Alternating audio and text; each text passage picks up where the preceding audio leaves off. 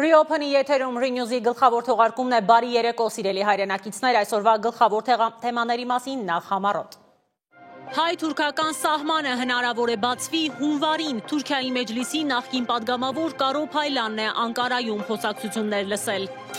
Ինչպես պայթեցնել Ալիևի փչած արևմտյան Ադրբեջան անունով քարոզչական փուչիկը։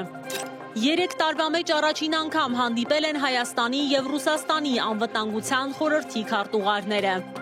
Ռուսաստանի նախագահ Վլադիմիր Պուտինը շքանշան է հանձնել ամենայն հայոց կաթողիկոսի եղբորը, թափանցիկ ակնարկ Մոսկվայից։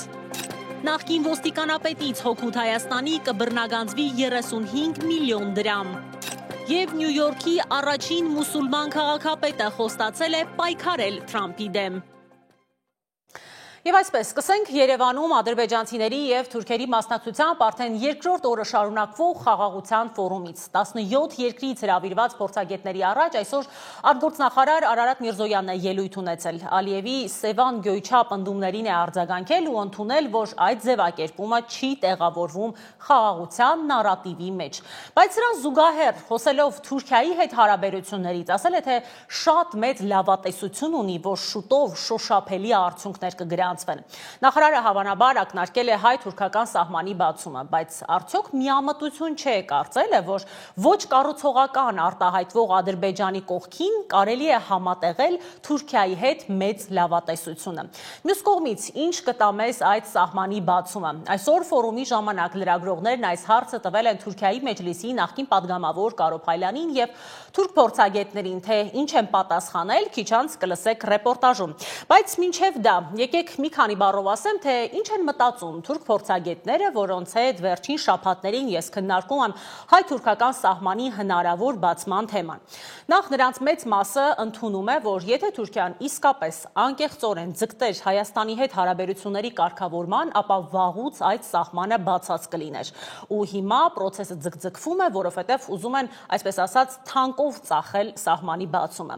Ադրբեջանի պայմանների կատարում, հետո Թուրքիայի ու այդպես շարունակ, քանի դեռ այդ խաղաքարտը կաշխատի։ Հարցի լրիվ մեկ այլ կողմն էլ այն է, թե ինչ է Հայաստանին տալու այդ սահմանի բացումը, ինչպես է այն ազդելու մեր գյուղատնտեսության վրա, անվտանգության եւ այլն։ Բայց իհարկե կան նաեւ ավելի լավատեսական փորձագիտական կարծիքներ, որ սահմանի բացումը միայն դրական ազդեցություն է ունենալու թե երկու երկրների, թե տարածաշրջանի համար։ Թուրքիայում հայտնի հայ մտավորականներից Սևան Նիշանյանը, որ տարիներ առաջ փախավ թուրքական բանտից, օրերս մեծ հարցազրույցում շատ դիպուկ պատասխանեց հարցին, թե արդյոք հավատում է Հայաստանի եւ Թուրքիայի միջև իրական անկեղծ կարգավորմանը։ Ասաց, իսկ դուք հավատում եք գայլի եւ գառի միջև իրական խաղաղությանը։ Մինչ դուք էլ կպատասխանեք այս հարցին, դիտենք իմ գործընկեր Մերի Դանիելյանի ռեպորտաժը խաղաղության ֆորումի երկրորդ օրվա մասին։ Հարավային Կովկասի երկրները դատապարտված են համագործակցության։ Արտգործնախարար Արարատ Միրզոյանն է այսպես ձևակերպում խոսքը խաղաղությանը նվիրված ֆորումի ընթացքում, որին մասնակցում են նաև թուրք եւ ադրբեջանցի պատվիրակներ։ Նրա խոսքով Երևանի եւ Բաքվի միջև խաղաղության պայմանագրի երկարաժամկետ իրականացման երաշխիքը փոխադարձ շահն է, այլ ոչ թե երրորդ երկրների միջամտությունը։ Այս փոխշահավետությունն է, որը կարծում եմ հարատևություն, երկարատև կյանք է հաղորդելու խաղաղության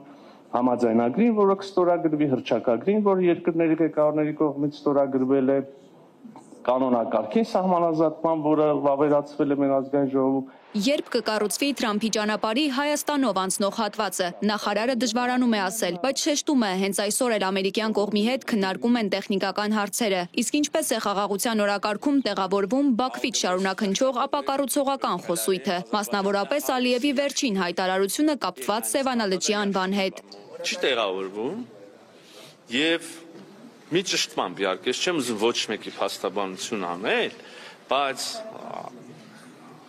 ձևակերպում այդպես է, չէ՞, ցարական քարտեզներում չկա Սևան, կա Գյոկչապ։ Չեմ կարծում, թե սա կարելի ասել, որ այսօրվա Սևանը Ալիևը ասում է, որ այսօր չկա Սևան, կա Գյոկչապ։ Անդրադառնալով Թուրքիայի հետ հարաբերություններին, Միրզոյանն ասում է, կա ամենօրյա երկխոսություն, եւ այդ երկխոսության վերջնանպատակը սահմանների բացումն է եւ դիվանագիտական հարաբերությունների հաստատումը։ Առաջիկայում մենք կունենանք շատ շոշափելի արդյունքներ այս ճանապարհին։ Իհարկե դրանց մի մասը Գյումրի Կարս երկաթվող բացումն է։ Հայ-թուրքական սահմանի բացման մասին է խոսել Թուրքիայի խորհրդարանի նախկին падգամավոր Կարո Փայլանը։ Նա հույս է հայտնել, որ 2025-ի հունվար-փետրվարին դրական զարգացումներ ենք տեսնելու։ Այսինքն պիտի ըլլա երրորդ երկրների քաղաքացիները համար ասփացումը հունվարին, եթե ամեն ինչ լավ է,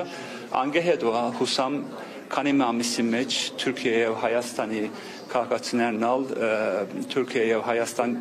պիտի գրանան երթալ։ Թուրք փորձագետը, որ նաև լրագրող է, դրական է գնահատում սահմանի բացումը, ասում է Թուրքիայում մարդիկ ծարավ են խաղաղության, բայց այնուամենայնիվ չպետք է իրականությանը վարդագույն ակնոցով նայել։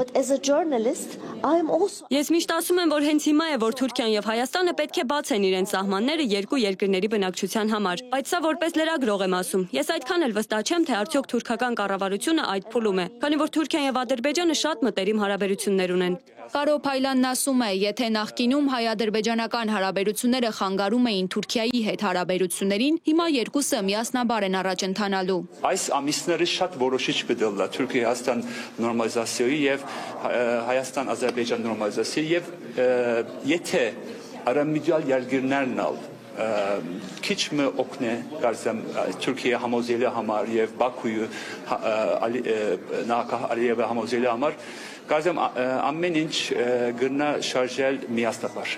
Հարցին, թե ինչպես ենք Թուրքիայի հետ հարաբերություններ զարգացնելու, երբ այդ երկիրը մինչև օրս չի ճանաչել հայոց ցեղասպանությունը, Փայլանն ասում է, պետք է հիմա հարաբերություններ ու ապագա կառուցել Թուրքիայի հետ, դրանից հետո միայն հնարավոր կլինի խոսել անցյալի մասին։ Մերի Դանիելյան, Reopen Media։ Ալիևի Սևանի անվան մասին դիտարկումները բնականաբար լեզվաբանական ստուգաբանության կամ տեղանվանագիտության տեսանկյունից չեն արվել։ Դա հստակ մեսիջ էր, որ իրենց պահանջները չեն վերջացել ու դեռ մի մեծ ցուցակ ունեն։ Ու շատ բաց պիտի խոսենք։ Ամեն անգամ, երբ սոցմեդիայում հայերս արտահայտվում ենք, նեղ սրտում ենք, թե Ալիևը մեր Սևանի Գյոյչա է ասում, Երևան է ասում եւ այլն, թուրքերն են միանգամից ակտիվանում, թե դուք էլ երգում եք հասնենք Սասուն, մտնենք Վան, դա էլ մեր սուվերեն տարածքն է եւ այլն։ Բայց այս երկուսը լրիվ տարբեր բաների մասին են։ Ադրբեջանը շատ կոնկրետ քարոզչական նպատակ ունի։ Մի ամբողջ ազգի, որ 44-օրյա պատերազմում հաղթանակից հետո ազգային էքստազի մեջ է, համոզել, որ բա գիտեք, չէ, միայն Ղարաբաղը չի, որ ձերն է, Սյունիքն էլ է, Սևանն էլ է, տո Երևանն էլ է։ Մի խոսքով Ադրբեջանում պատմականորեն շատ հարմար շրջան է արևմտյան Ադրբեջանի թեզը առաջ տանելու համար։ Ու սա ընդհանրապես ինչ-որ փոքր ՀԿ չէ, որին պետք է լուրջ չվերաբերվել։ Սա պետական աջակցություն ու ֆինանսավորում ունեցող կազմակերպություն է եւ այդ մասին բացահայտումներ են անում միջազգային հայտնի լրատվամիջոցները։ Իմ գործընկեր Մոնիկա Հայրոյանը այսօր պատմաբանի ու ադրբեջանագետի հետ է փորձել հասկանալ, ինչպես պետք է ոչ միայն Հայաստանը որպես պետություն, այլև մենք որպես հանրություն համարժեք արձագանքենք այս քարոզչությանը։ Մեր թվարկությունից առաջ 8-րդ դարի ուրարտական քարտեզն է, իսկ սա Սևանալիճը կամ Սիուանը։ Իսկ թե որտեղից սա գիտենք, ահա այս արձանագրությունից, որը թողել է ռուսա առաջինը։ Իսկ սա 1832 թվականին քարտեզագիր Ֆրեդերիկ Դյուբուա դե Մոնպենիեի շրջագայությունից հետո հրապարակված քարտեզն է, որտեղ նույնպես գրված է Սևան։ Իսկ Իլհամ Ալիևը փորձում է հակափաստարկներ գտնել այս ամուր եւ ոչ քակտելի իրականությանը, պեղելով ու վկաբերելով 20-րդ դարի սկզբին հին ռուսական կայսերական քարտեզները։ 20-րդ դարի սկզբին հին ռուսական կայսերական քարտեզները հստակ ցույց են տալիս, որ այսօրվա Հայաստանի տարածքում գրեթե բոլոր տեղանուններն ադրբեջանական ծագում ունեն։ Չկա Սևանալիճ, բայց կա Գյոյչա լիճը։ Մենք չենք ստեղծել այս քարտեզները, դրանք կազմել է ցարական Ռուսաստանը, որը Ղարաբաղը վերաբնակեցրել է Իրանի եւ Արևելյան Անատոլիայի հայերով էթնիկ կազմը փոխելու համար։ Այս քարտեզներն արտացոլում են պատմական ճշմարտությունը։ Ալիևը պահանջներ ունի բոլորից մեր տարածաշրջանում։ Պատմաբանի խոսքով Ադրբեջանը գոյություն ունենալու համար որդեգրել է ագրեսիվ ու էքսցենտրիկ քաղաքականություն։ Ադրբեջանը որդեգրել է ագրեսիվ ռազմավարություն, գոյություն ունենալու, ընդարձակվելու հարևան պետությունների հաշվին եւ ոչ միայն Հայաստանի, այդտեղ նրանք պահանջներ ունեն Իրանի Իսլամական Հանրապետությունից, նրանք պահանջներ ունեն նաեւ Վրաստանից, Հայաստանի մասին էլ չեմ ասում, նույնիսկ Թուրքիայից։ Ադրբեջանագետ Անժելա Էլիբեկովան նշում է, որ զարմանալի ոչինչ չկա Ալիևի ռազմավարության մեջ։ Արցախի փոխարեն սկզբից Լեռնային Ղարաբաղ անվանումը, հետո էլ ավելի կրճատեցին ուղղակի Ղարաբաղ անվանումով եւ մեծ հաշվով այստեղ զարմանալու բան չկա, հա, դա ընդհանուր այո ռազմավարության մի մաս է կազմում։ 921 թվականին պատմագիտության մեջ հայտնի Սևանի նշանավոր ճակատամարտն է, որի մասին դեպքերի ժամանակակից Հովանես Դրախտանակերտցի կաթողիկոսը գրում է. Աշոտ թագավորը Գեղարքունյաց ծովի ափին ջարդեց արաբներին։ Նույն ճակատամարտի մասին Մովսես Կաղանկատվացին գրում է որպես Գեղամա ծովի ափին կայացած։ 10-րդ դարի արաբ հեղինակ Ալ-Մասուդին գրում է. հայոց թագավորը հաղթեց մուսուլմաններին Բուզանդի ծովի մոտ։ Ալ-Յակուբին Ալ-Ջազիրա է անվանում, այսինքն կղզի ունեցող լիճ։ Հույն պատմիչ Կոնստանտին Պորֆիրոգենետը Գեղամա լիճ։ Ում ապացուցելու կամ համոզելու, որ սա Հայաստանն է։ Արդյոք մենք ինչ-որ մեկին կարիք ունենք ապացուցելու կամ համոզելու, որ սա Հայաստանն է։ Սա ապացուցված է ոչ միայն մեր պատմությամբ, այլև իրենց ժամանակների կայսրությունների պատմությամբ։ Վերջին տարիներին Ադրբեջանն արշավ է սկսել նվիրված այսպես կոչված Արևմտյան Ադրբեջան նախաձեռնությանը, որով Բաքուն նկատի է առնում ոչ թե իր սեփական տարածքը, այլ Հայաստանի զգալի մասը կամ ամբողջ տարածքը։ Օսի մեդիան բացահայտել է, որ Ադրբեջանի նախագահի աշխատակազմը համակարգել ու ֆինանսավորել է Արևմտյան Ադրբեջան նարատիվի միջազգային տարածումը մարդասիրականի քողի տակ պատրաստելով հող հայկական տարածքների նկատմամբ պահանջների համար։ Արշավը ներկայացվում է իբրև մարդասիրական ջանք աջակցելու խորհրդային միության փլուզման ժամանակ Հայաստանից տեղահանված ադրբեջանցիների անվտանգ եւ արժանապատիվ վերադարձին։ Սակայն ժամանակի ընթացքում այսպես կոչված Արևմտյան Ադրբեջան նարատիվը վերածվել է պետության կողմից ուղղորդված հաղորդակցման ռազմավարության, որը Բաքուն պարբերաբար օգտագործում է որպես քարոզչական գործիք։ Իդեպ ոչ միջնադարյան, ոչ նոր շրջանի քարտեզներում կամ փաստաթղթերում, նույնիսկ ռուսական կայսրության մայրամուտին տպագրված քարտեզներում Արևմտյան Ադրբեջան տերմինը չի հանդիպում։ Դա քաղաքականորեն եւ ադրբեջանական իշխանության հորինած ու նոր ստեղծված ձևակերպում է։ Թեքները բացվում էին 22 թվականին, 21-22 թվականին, հա, պաշտոնական այդ այսպես կոչված Արևմտյան Ադրբեջանի համայնքը։ Բացմանը այդ շենքի ներկա եղել Իլհամ Ալիևը։ Մեծ, երկար, բովանդակալից ելույթ է ունեցել, ներկայացնելով այդ ամբողջ կոնցեպտը որպես պետական ծրագիր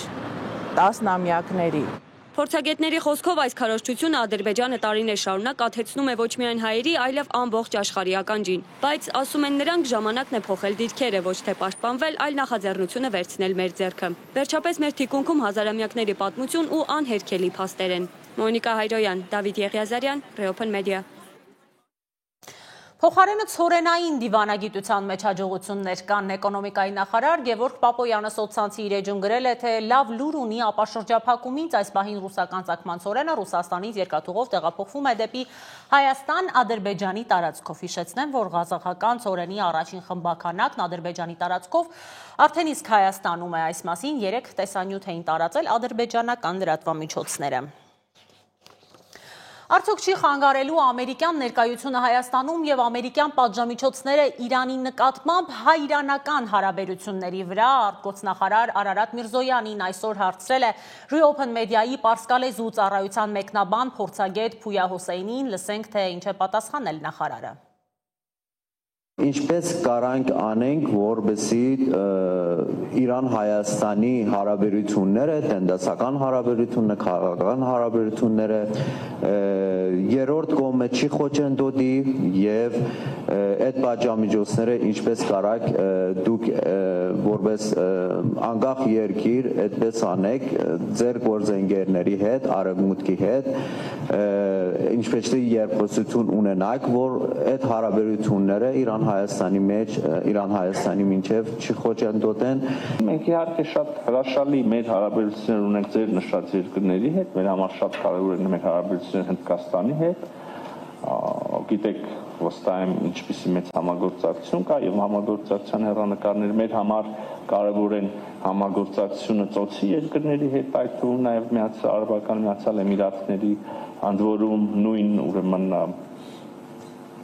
ենթակառուցվածքների տնտեսական տրանսպորտային ենթակառուցվածքների ապաշրջափակման կոնտեքստում եւս եւ այս ամեն ինչից զատ ես քիչ առաջ առիթ ունեցա ասելու մեր համար շատ կարեւոր են մեր հազարամյակների հարևան եւ բարեկամ Իրանի հետ եւ ոչինչ աշխարհում այս բարեկամություն եւ գործընկերությունը չի կարող խաթարել դա կլինի քայլ Հայաստանի Հանրապետության դեմ, այսինքն ես չեմ պատկերացնում Հայաստանի Հանրապետության որևէ կառավարություն, որը չի շարունակի իրան այդ հարաբերությունները, այդ նույն եղբայրության հարևանության մթնոլորտում միջավայրում։ Հիմա սրան զուգահեռ իհարկե կան միջազգային սանկցիաներ, պատժամիջոցներ, որոնք մենք չենք շրջանցելու եւ չենք շրջանցել երբեք։ Վերջին 3 տարում առաջին անգամ Մոսկվայում հանդիպել են Ռուսաստանի եւ Հայաստանի անվտանգության խորհրդի քարտուղարները Սերգեյ Շոյգուն եւ Արմեն Գրիգորյանը խոսել են ԱՊՀ անդամ պետությունների անվտանգության խորհուրդների քարտուղարներին, իստից հետո Շոյգուն ասել է, որ այսպես կոչված Զանգեզուրի միջանցքը եւ Հյուսիս-Հարավ տրանսպորտային միջանցքը չեն մրցակցելու միմյանց հետ։ Երկու ճանապարհներն էլ ըստ ռուս պաշտոնյայի ոչ միայն գոյություն ունենալու իրավունք ունեն, այլև անհրաժեշտ են Ադրբեջանը նրա տարածաշրջանների հետ կապելու եւ երկրների միջև առևտրի համար տրանսպորտային միջանցքներ ստեղծելու համար։ Իսկ մի շատ հետաքրքիր ու դիվանագիտական մեսիջներով շերտեր ունեցող իրադարձության մասին։ Ռուսաստանի նախագահ Պուտին Ալեքսանդր Նևսկու շքանշան է հանձնել հայ առաքելական եկեղեցու Ռուսաստանի եւ Նոր Նախիջևանի թեմի առաջնորդ Եզրաս arczepiskopos Ներսիսյանին։ Արարողությունը կայացել է Կրեմլում, շքանշանը Սրբազանի կրծքին ամրացրել է անձամբ Կրեմլի ղեկավարը։ Ինչպես գիտեք, Եզրաս Սրբազանը ամենայն հայոց կաթողիկոս Գարեգին II-ի կրտսեր եղբայրն է ու կաթողիկոսի դեմ այս արշավի ընթացքում բազմիցս հիշատակվել է նաև նրա անունը, իշխանականները նրան մեղադրել են KGB-ի գործակալ լինելու համար եւ այլն։ Ալեքսանդր Նևսկու շքանշանը միակ շքանշանն է, որ եղել է ցարական, խորհրդային եւ Ռուսաստանի Դաշնության պետական պարգևների ցանկում։ Իսկ Ռուսաստանի հետ հարաբերությունները կարգավորել փորձող Վրաստանին Եվրամիությունը մեղադրում է աննախադեպ հետընթացի մեջ, Թբիլիսին պատասխանում է հակադարձ մեղադրանքներով։ Վրաստանի կառավարությունը համարում է, որ Եվրաընտանիքի վերաբերմունքը անարդար է ու դրա պատճառով այժմ լուրջ ճգնաժամ է Թբիլիսի ու Բրյուսելի միջև, այնքան որ հնարավոր է կասեցվի Վրաստանի համար առանց վիզայի ռեժիմը։ Հրապարակվել է Եվրամիության ընդլայնման վերաբերյալ 2025 թվականի զեկույցը, որում խիստ քննադատության է ենթարկվում Վրաստանը երկրում իրավիճակի կտրուկ վատթարացման պատճառաբանությամբ։ Եվրամիության արտաքին հարաբերությունների եւ անվտանգության քաղաքականության հարցերով բարձր ներկայացուցիչ Կայա Կալասը հայտարարել է, որ Վրաստանը Եվրոպական միության անդամակցության թեկնածուների շարքում միակն է, որը անդամակցելու ճանապարհին գրանցել է ոչ միայն հետընթաց, այլև զգալի հետընթաց։ Վրաստանում Եվրամիության դեսպան Պավել Հերչինսկին զեկույցը աղետալի է անվանել Վրաստանի եվրոպական նկրտումների համար, նշելով, որ վերջին 1 տարվա ընթացքում երկիրը հեռացել է Եվրամիությունից, այլ ոչ թե մոտեցել։ Դեսպանի խոսքով զեկույցի սուր բովանդակությունը պայմանավորված է Եվրամիության հասցեին Վրաստանի իշխանությունների հնչեցրած թշնամական հռետորաբանությամբ, ապատեղեկատվությամբ եւ դավադրության տեսություններով։ Բացի այդ, օրենսդրական փոփոխությունները եւ համակարգային ճնշումները վնաս են հասցրել քաղաքացիական հասարակությանն ու լրատվամիջոցների անկախությանը, իսկ իրավապահների կողմից ուժի չարաշահումը մնացել է անպատիժ։ Ինձ համար, որպես Եվրամիության դեսպան, հեշտ չէ ներկայացնել այս տարվա զեկույցը։ Ցավոք, զեկույցի եզրակացությունները կործանարար են Վրաստանի եվրոպական ձգտումների համար։ Ճշմարտությունն այն է, որ Վրաստանն այսօր Եվրամիության անդամակցությունից շատ ավելի հեռու է, քան 2023 թվականին, երբ նրան շնորհվեց թեկնածուի կարգավիճակ։ Վերջին 1 տարվա ընթացքում հետընթացի մակարդակը բացարձակապես աննախադեպ է։ Ի պատասխան իշխող վրացական երազանք կուսակցության ներկայացուցիչ խորհրդարանի նախագահ Շալվա Պապուաշվիլին հակադարձ մեղադրանքներ է հնչեցրել, պնդելով, որ իրականում հետընթաց ապրում են հենց Եվրամիության կառավարող ինստիտուտները։ Պապուաշվիլին Բրյուսելի բյուրոկրատիան մեղադրել է թաքնված քաղաքական օրակարգի անպարտավանության եւ անհարգալից վերաբերմունքի մեջ այն երկրների հանդեպ, որոնք չեն ցուցաբերում կույր հնազանդություն։ Պապուաշվիլիի խոսքով զեկույցը լի է մաշված քաղաքական մեղադրանքներով, ստով ու միտումնավոր վնասարարությամբ եւ Բրյուսելի պատկերացումները ոչ մի ընդհանուր բան չունեն իրական Վրաստանի հետ։ Այսօր Եվրահանձնաժողովի ներկայացրած Վրաստանի վերաբերյալ ընդլայնման զեկույցը բյուրոկրատիայի լավ օրինակ է, որտեղ օրգանապես միահյուսված են մաշված քաղաքական մեղադրանքները, սուտը, թշնամական հռետորաբանությունը եւ դիտավորյալ վնասարարությունը։ Դե Բրյուսելի աշխատասենյակներից էլ տեսանելի Վրաստանն է, որը ոչ մի ընդհանուր բան չունի իրական Վրաստանի հետ։ Ցանկանում ենք հստակ հայտարարել, որ նման անարդար կողմնակալ հակաժողովրդավարական երկրի բևեռացմանը միտված եւ ապա կառուցողական վերաբերմունքի արդյունքում եթե որևէ մեկը հետընթաց է ապրում, ապա դրանք հենց Եվրամիության այսօրվա կառավարող ինստիտուտներն են։ Վրաստանի արտաքին գործերի նախարարության Եվրամիության զեկույցի վերաբերյալ հայտարարությունը եւս վկայում է Թբիլիսիի եւ Բրյուսելի միջև հարաբերությունների խորը ճգնաժամի մասին։ Վրաստանի կառավարությունը ընտրել է հակադարձ մեղադրանքների ռազմավարությունը։ Մտահոգիչ են Վրաստանի նկատմամբ Եվրամիության ինստիտուտների ձեռնարկած քայլերն ու հայտարարությունները, որոնք նպատակ ունեն ազդեցություն ունենալ Վրաստանի ներքին քաղաքականության վրա եւ հակասում են ինչպես Վրաստան-Եվրամիություն հարաբերությունների ոգուն,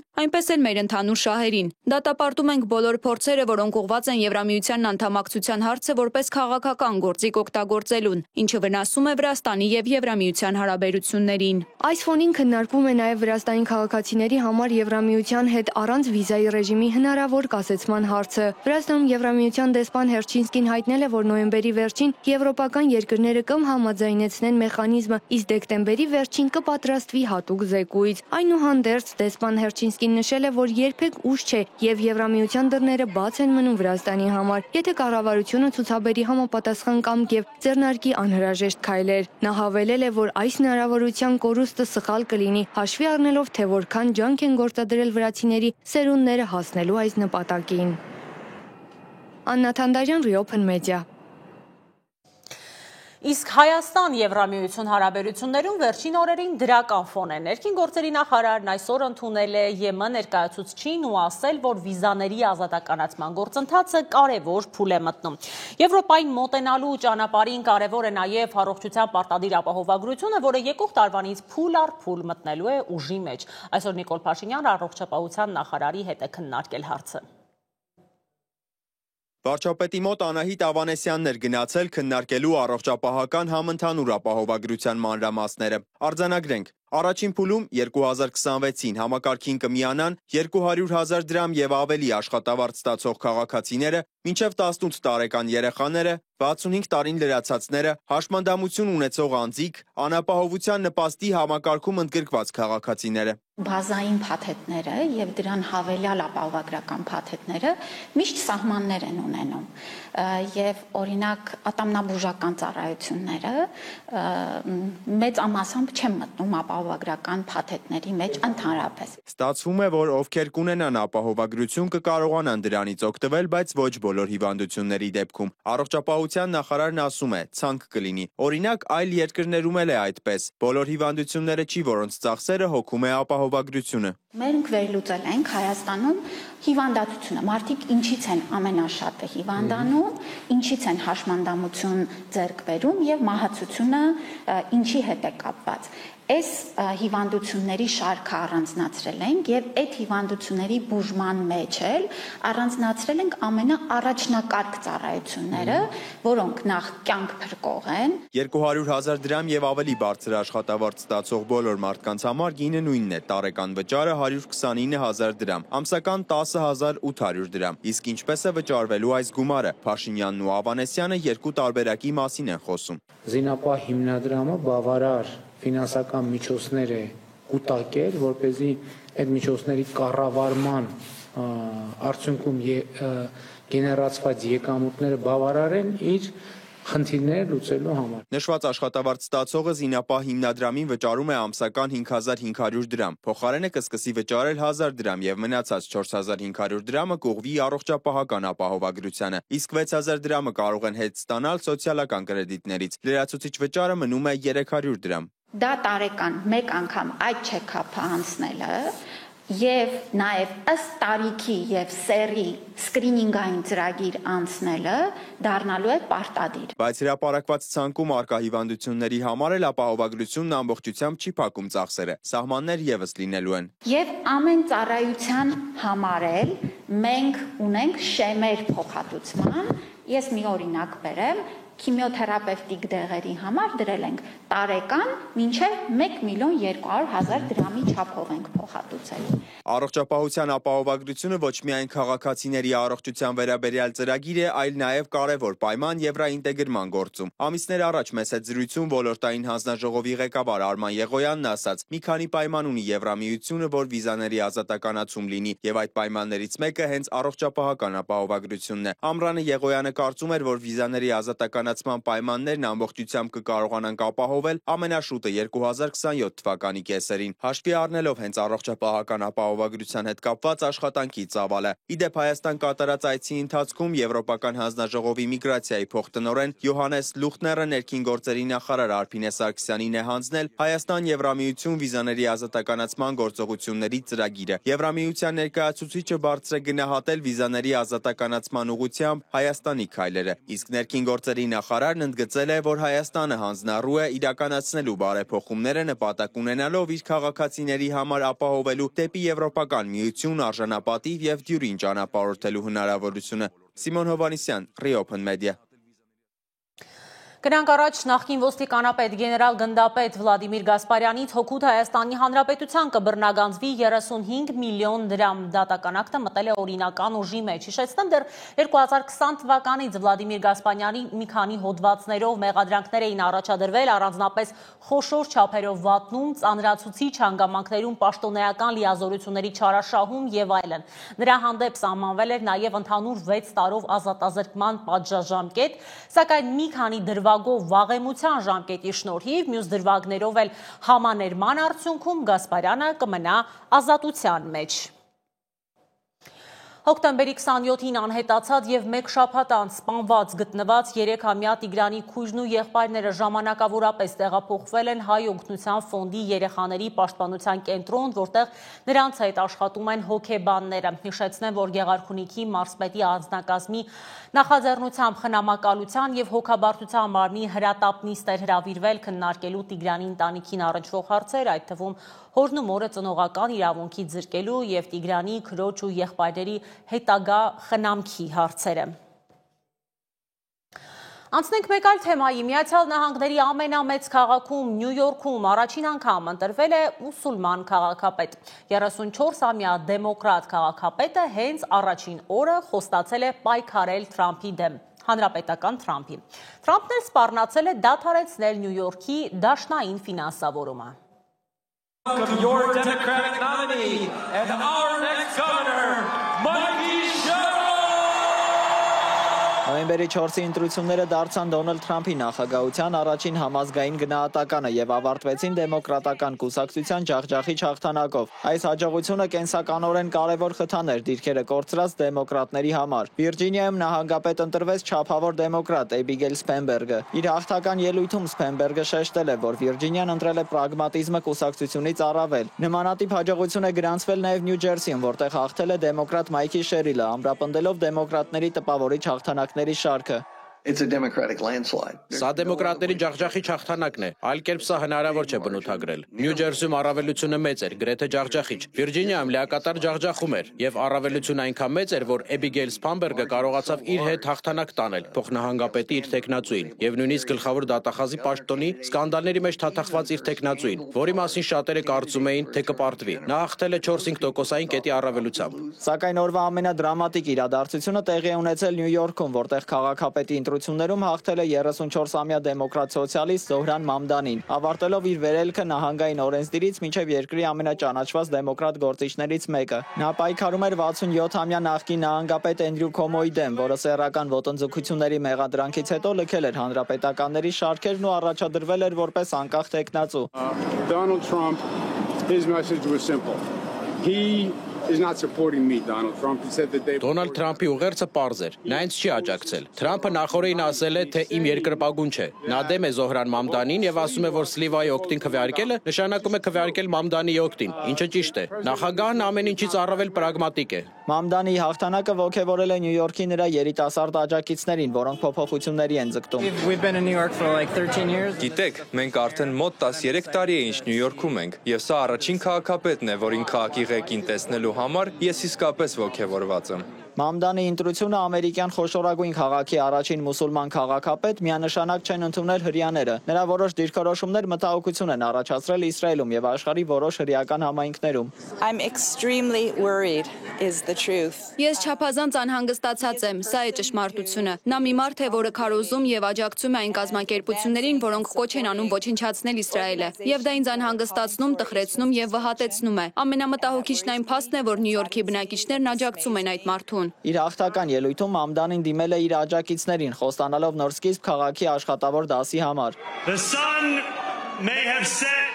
over our city this evening. Շնորհակալ եմ իմ բարեկամներ։ Արևն այսօր թերևս մայր մտավ մեր քաղաքի վրա, բայց ինչպես մի անգամ ասել է Յուջին Դեպսը, ես տեսնում եմ մարդկության համար ավելի լավ օրվա արշալույսը։ Որքանով որ կարող ենք հիշել, Նյու Յորքի աշխատավոր ժողովրդին հարուստներն ու մեծ կապեր ունեցողները միշտ ասել են, որ իշխանությունը նրանց ձեռքում չէ։ Ամերիկացիների տրամադրությունների վրա ազդել է կառավարության շատդաունը։ Սենատում դեմոկրատների ու հանրապետականների տարաձայնությունների պատճառով բյուջեն չի հաստատվում եւ հոկտեմբերի 1-ից պետական ծառայողներն աշխատավարձ չեն ստանում։ Գիտական կենտրոնները չեն ֆինանսավորվում։ Դեմոկրատների տպավորիչ հաղթանակները ցույց տվեցին, որ ընտրողները դժգոհ են եւ փոփոխություններ են ցանկանում։ Ընտրությունների արդյունքները ամերիկացի մեկնաբանները լուրջ հարված են համարում նախագահ Թրամփի եւ նրա վարչակազմի համար։ Դավիթ Գենջոյան, Reopen Media։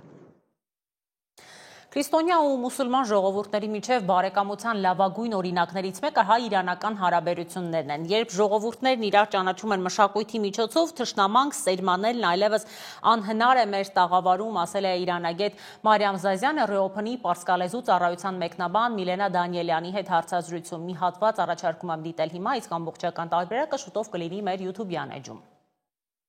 Երբ ասում ենք հանրային դիվանագիտություն, շատերի համար դա անծանոթ ու դեռևս խորհրդ հասկացություն է։ Ինչպես կբացատրեք այն։